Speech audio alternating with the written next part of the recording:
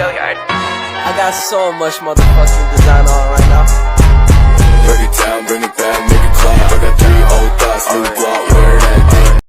Assalamualaikum warahmatullahi wabarakatuh.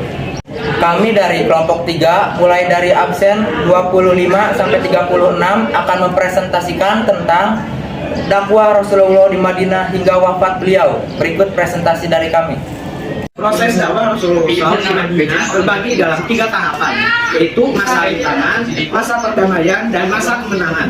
1. Tahapan masa penerintangan, baik dari dalam kota Madinah ataupun dari luar kota Madinah.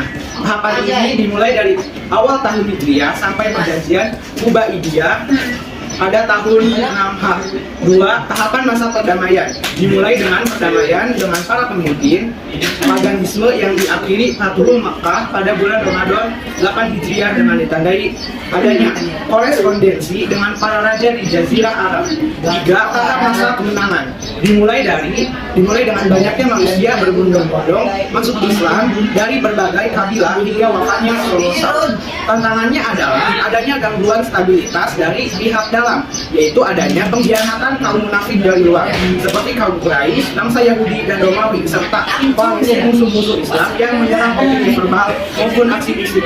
Strategi dakwah Rasulullah SAW periode Madinah adalah mendirikan masjid, membuat perjanjian, penanganan korespondensi, penerapan sendi-sendi hukum Islam, dan akhlakul karimah. Faktor-faktor sosial yang mempengaruhi dakwah Rasulullah SAW di Madinah. Yang pertama, kaum muslimin yang setia kepada Rasulullah SAW, kaum muhajirin dan kaum asyar. Yang kedua, kelompok musyrik yang kebanyakan tidak membenci Islam dan banyak yang akhirnya masuk Islam. Namun ada pula yang membelot, seperti Abdullah bin Ubay, seorang munafik yang membelot ketika terjadi perang Uhud. Yang ketiga, kelompok Yahudi yang telah bergaul dengan orang Arab, namun tetap fanatik dengan ajarannya. Mereka membenci Islam meski sudah melihat tanda kematian pada Rasulullah SAW.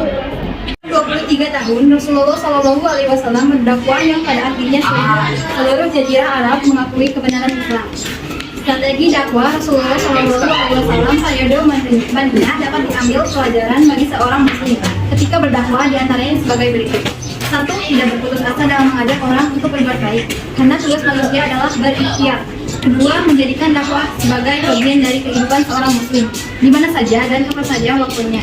3. Selalu memiliki harapan untuk kemajuan umat Islam pada masa mendatang.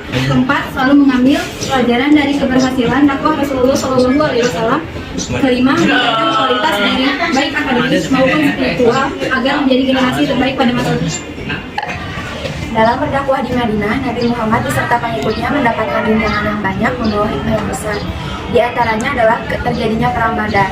Dalam peperangan ini, Islam mengalami kemenangan dan menjadi peperangan yang menentukan bagi umat muslimin. Perang Uhud, di mana dalam peperangan ini umat Islam mengalami kekalahan akibat dari sebagian pasukan muslim yang tidak amanah. Kemudian perang Khandaq dengan strategi perang membuat tarik atas usulan Salman Al-Farisi. Sebelum Nabi Muhammad wafat, beliau sempat melaksanakan haji wada dengan berkhutbah di hadapan pengikutnya, yaitu menyeru kepada prinsip kemanusiaan, keadilan ekonomi, kebajikan, solidaritas, dan yang terpenting adalah umat Islam harus berpegang teguh pada Al-Quran dan Sunnah Nabi. Sekian dari kelompok kami, selebihnya mohon maaf. Wassalamualaikum warahmatullahi wabarakatuh. Pas, betul.